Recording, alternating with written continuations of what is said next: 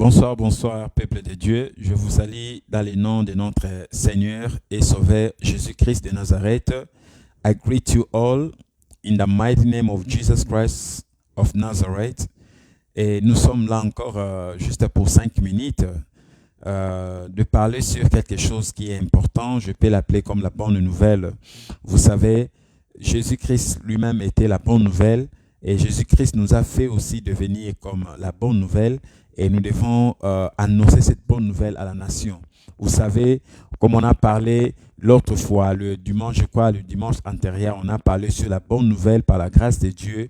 Et on avait bien compris c'est quoi signifie la bonne nouvelle. La bonne nouvelle, c'est Jésus-Christ. Alors la bonne nouvelle, pour que ça soit vraiment une très bonne nouvelle, ça doit être prêché. Alléluia. Alors que nous sommes là, très contents de nous revoir encore en ces jours. Il est, je crois que c'est le 18 mars 2022. Que la paix du Seigneur soit à votre partage, dans vos maisons, partout ailleurs dont vous nous suivez. Et je prie en ce lieu que le Seigneur va accorder la grâce à quelqu'un. Et pour celle ou celui qui est en train de se tourmenter, je ne sais pas quoi que ce soit, le problème, quoi que les choses semblent être difficiles, mais nous sommes venus encore cette soirée à nous rappeler et que Jésus-Christ nous aime beaucoup. C'est ça que nous avons apporté. Quoi que ce soit, les moments peuvent sembler être difficiles. Jésus-Christ est mort pour ce problème. Jésus-Christ est bien vivant et il est ressuscité des morts, afin que toi et moi nous soyons heureux et que nous soyons dans la joie. Alléluia. Et je suis venu dire à quelqu'un, mon frère, ma soeur, toi qui es perdu, tu ne sais quoi faire. Il y a des fois, tu commences à douter de Dieu. Lorsqu'on te parle sur les choses de la foi, tu n'arrives plus à croire à Dieu par rapport aux circonstances du siècle présent, par rapport à ce que nous sommes en train de voir, la confusion. Le diable est entré dans l'église du Christ.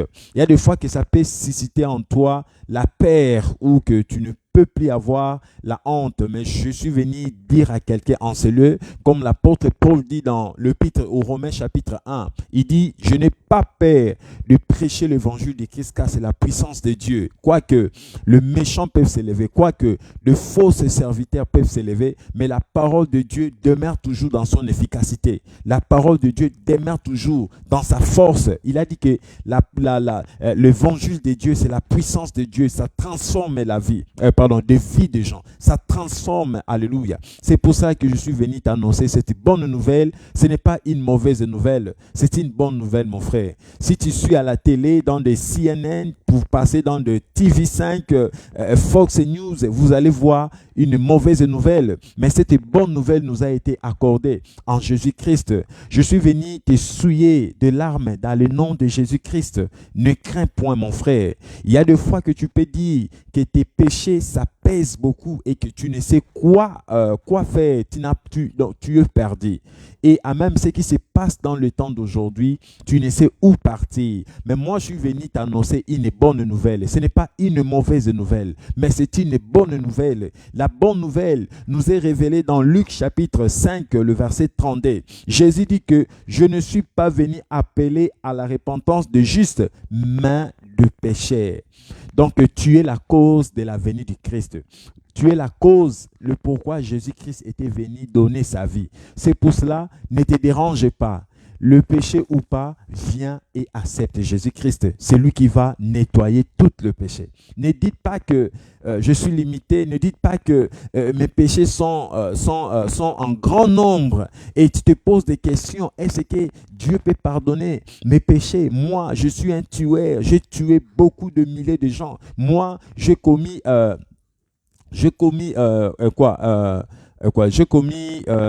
l'avortement, je commis toutes ces histoires et je vis dans l'impudicité, je vis dans le mensonge. Est-ce que Dieu peut me pardonner? Moi, je suis venu t'annoncer cette bonne nouvelle. Jésus n'était pas venu apporter n'était pas venu faire appel à la repentance aux hommes justes, mais Jésus était venu faire appel à la repentance aux pécheurs. C'est pour cela que je suis venu à te le dire. Lève-toi et confesse, réponds-toi et confesse tes péchés et Jésus-Christ va te nettoyer. Jésus-Christ va te rendre pur. C'est pour ça qu'il a dit même, si vos péchés sont rouges comme du cramoisi, et le Seigneur va le rendre plus blanc que la neige. Jésus-Christ a cette potentiel, il a cette capacité de le faire.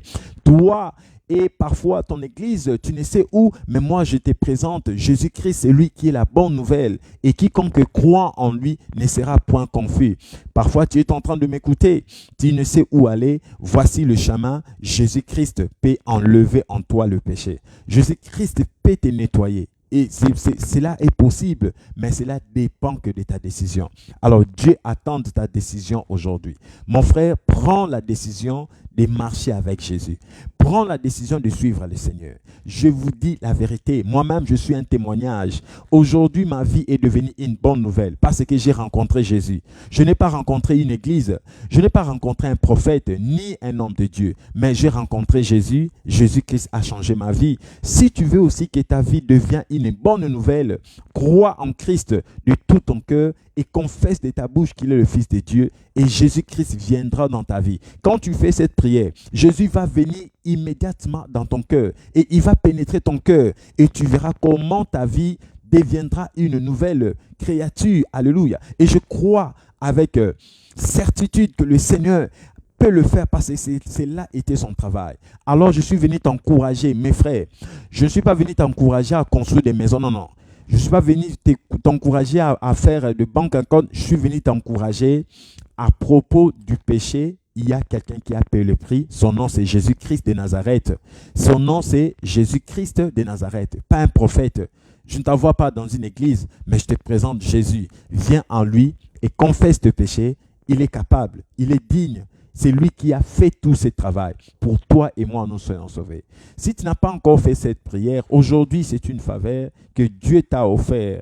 Je ne sais pas à qui que le Seigneur est en train d'adresser à mon canal, mais Dieu veut de notre bonheur. Frères et sœurs, ne te laisse pas tourmenter par la souffrance du temps présent.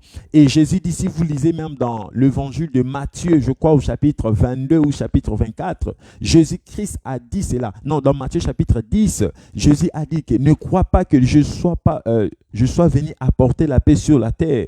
Jésus n'était pas venu apporter la paix dans cette terre. Bien-aimé dans le Seigneur, n'aie pas la peur. Quoi qu'il y a de guerre en Russie ou en Ukraine, quoi qu'il y a des histoires que nous sommes en train de voir dans ce monde, sache-les que ce n'est pas un endroit du repos. C'est un endroit où le Seigneur va détruire en son temps lui-même qu'il a prévu la détruire. Mais ce que toi et moi nous devons faire, nous ne devons pas voir ces phénomènes. Nous devons venir en lui. Jésus-Christ nous aime. Il était venu faire appel à la repentance aux pécheurs. Si tu crois que tes péchés s'apaisent, Jésus-Christ t'appelle. Viens à Christ. Ne te tourmente pas. Quoique des hommes de Dieu peuvent faillir, d'autres peuvent... Cela n'est pas ton problème. Toi, viens en Christ. Prends ta décision aujourd'hui. Parce que l'éternité nous attend. Et personne ne peut échapper le jugement de Dieu. Le jugement de Dieu, si tu ne veux pas être jugé, Jésus-Christ est le chemin. C'est pour cela que je t'encourage.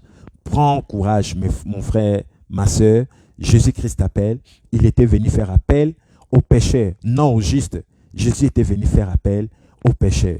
Si tu crois que tu es un pécheur, si tu crois que tu demeures dans le mal, il y a un mal que tu as commis, parfois tu as peur. Moi, je t'annonce, la bonne nouvelle est que Jésus est venu pour accomplir ce travail, ces saletés. Il avait pris cette saleté. Mes saletés, tes saletés, nos saletés, Jésus avait pris cela. Afin que toi et moi, nous devenions plus blancs que la neige.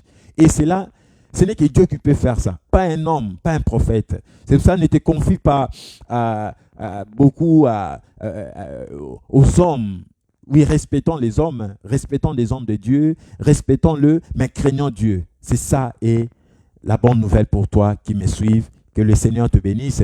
Tu feras cette prière, tu diras, Seigneur Jésus, j'ai entendu cette exhortation, mais je suis venu à répondre à cet appel.